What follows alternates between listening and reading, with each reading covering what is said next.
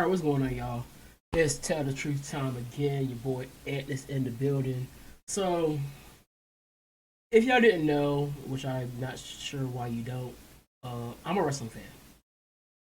And so, for a decade now, I've been watching and communicating with people within this community called the IWC, the Internet Wrestling Community, really discussing and sometimes even debating things about wrestling.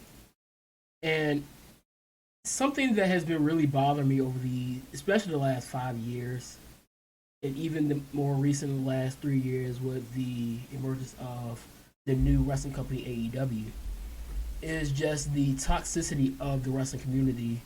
Where, as per if you disagree with anybody's takes on something, then you are a E drone or an AEW sexual, whatever you will call it. I'm like, can we not agree to disagree anymore when it comes to pro wrestling? And I really believe that the IWC is one of the most toxic communities on social media. Now, you have political spaces that are very toxic as well. Sometimes the NFL spaces, the NBA spaces, especially with NFL, the Eagles franchise, fan base can get very toxic. The Cowboys fan base can get very annoying.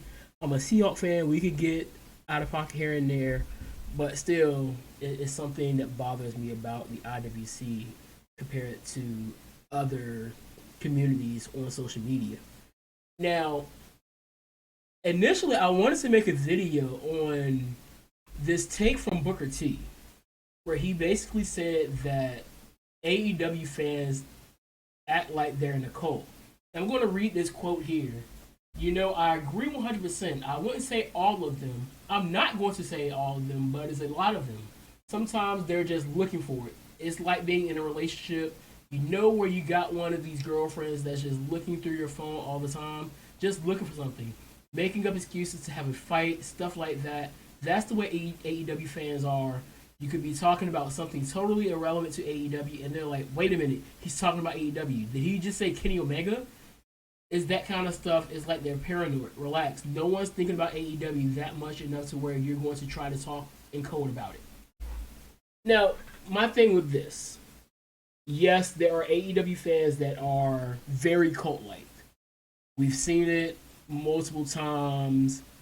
They'll turn on somebody because they're not as happy with things in AEW. We saw it. CM Punk returned last year to nothing but absolute praise from AEW fans. Then the brawl out situation happened, and now you're seeing people that have turned on CM Punk more so than they ever have. A lot of these people were supporting CM Punk for walking out on WWE 7 or 8 years ago, and so now they've turned on him because he has basically called out the people that they're fans of, got into fights with the EVPs, and so on and so forth. Now, you've seen that, and then I'm going to bring this other situation up because Dax Harwood, formerly part of the WWE Tag Team Revival, now is part of the FTR Tag Team in AEW and also on the independent scene and other companies as well. He has come out and said that Jim Cornette and just basically anybody else that has done it, Booker T, Bret Hart, and all these other names that have been in the business for so long can say what they want to say. And he said that Jim Cornette says things that are out of pocket and it bothers him sometimes. But when Jim Cornette tells him a match sucks, he's going to go to Jim and say, okay, what can I do better? And then he's going to apply what he thinks he can apply, and what he doesn't is he's going to rub off. And I agree there because I listened to Cornette. If you saw my video before, I've already talked about me and my thoughts on Cornette. Jim Cornette just said something this past episode that rubbed me the wrong way when it came to Rick Ross. Did I go to the internet and call him out? I was like, no. I'm like, that was out of pocket. Let's keep moving forward. It's not that deep. And so people turned on Dax because he has come out and said that Jim Cornette is the guy that he looks to. He doesn't agree with everything Cornette says, but Cornette has that experience that he looks and says, okay, if something is wrong and he says something's wrong, I'm going to ask, how can I improve it? Which I don't think is a problem. Now, before I even get to the other part, when it came to Booker T saying that, I saw so many people come out and really get mad at Booker T for saying what he said. It was like, do you not realize you're proving everything Booker T said right? You're taking that cult mindset and using it to prove a guy that said you guys act like you're in a cult and proving him right. Take a step back and listen. Look what he's saying. And like, dang, he's talking about me, and I'm proving him right. Now, I don't want to get here and say that it's just AEW fans. Clearly, it's not just AEW fans. WWE fans have shown themselves to do the same thing. If you do not remember, when Bryan Danielson made the jump from WWE to AEW, he also received threats of violence to him and his family as well. And that's wrong. I'm going to show you a headline right there in a second. So, it is an IWC issue. I've talked about it so many times on my podcast. It's not any issue that you see in AEW is not just them. WWE has that same issue. There are fans of WWE that have that cult mindset as well.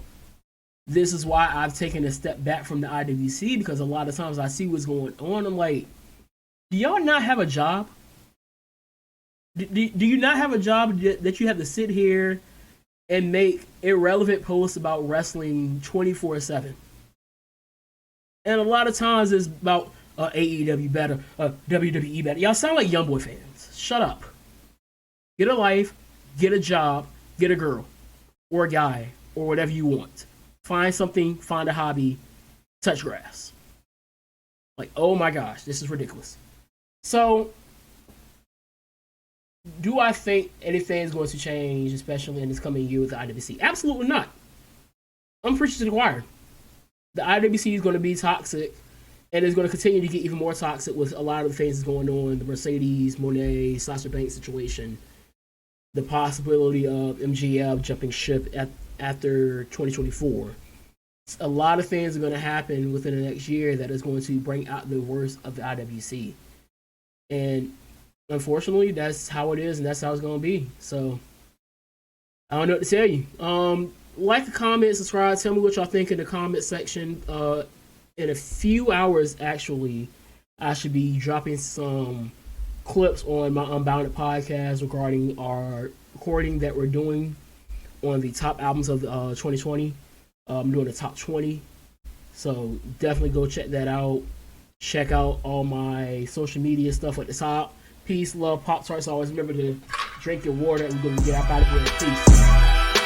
Motherfucker, I've been mortified, 45, feeling like a Mordecai. I ain't regular, feel like Jordan wearing 45. Traumatized, victimized, seen some of my die. Knock you off a base with a bat when them niggas slide. Homicide, genocide, televised, emphasize, perpetuating war. Tell that nigga he gon' pick a side. Hood ties from hood lines, my niggas doing dope lines. Don't run into the cops, that's a big exercise.